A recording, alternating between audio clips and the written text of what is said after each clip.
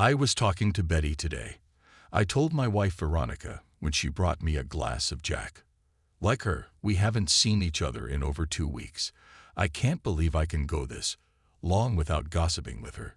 Did you guys talk about anything interesting? She asked. That, sitting down with her glass. You could say that. It's interesting.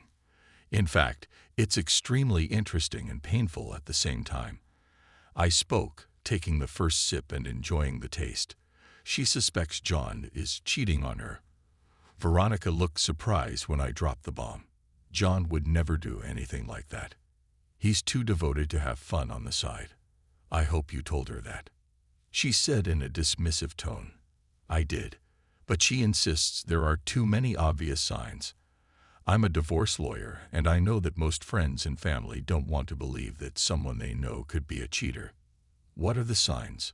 If I tell you, you must keep it an absolute secret and not tell another living soul. Of course I will. My wife wasn't the gossipy type, but I have to be sure. She was supposed to have her tubes tied, but last month he insisted on having them tied for him instead. Now I don't know of any man who would voluntarily agree to that. I wouldn't do it. I took another sip. He was thinking only of her comfort. He's a very considerate husband in that sense.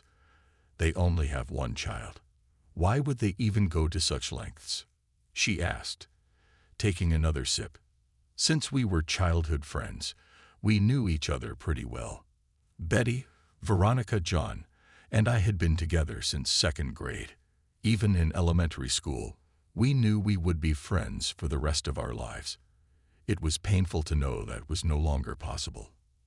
I love John like a brother, but if he cheated on her, I will tear him apart with my bare hands and bury him in 2 different counties. I'll make sure his family knows, his work knows, and I'll also make sure he really screws up the divorce proceedings.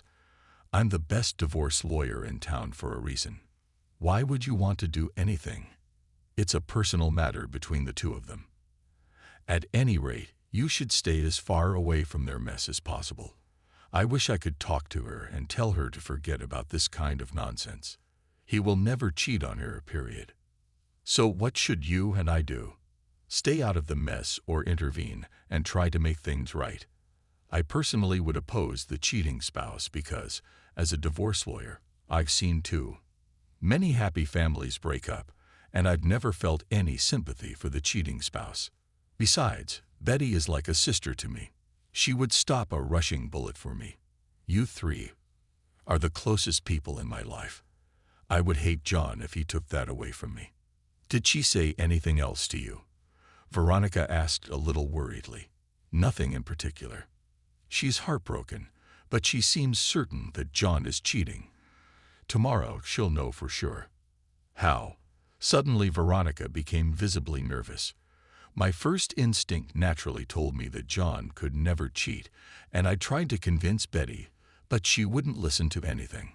So I suggested that before she came face to face with John, she checked to see if her suspicions were correct. I was rather blunt, if I may say so.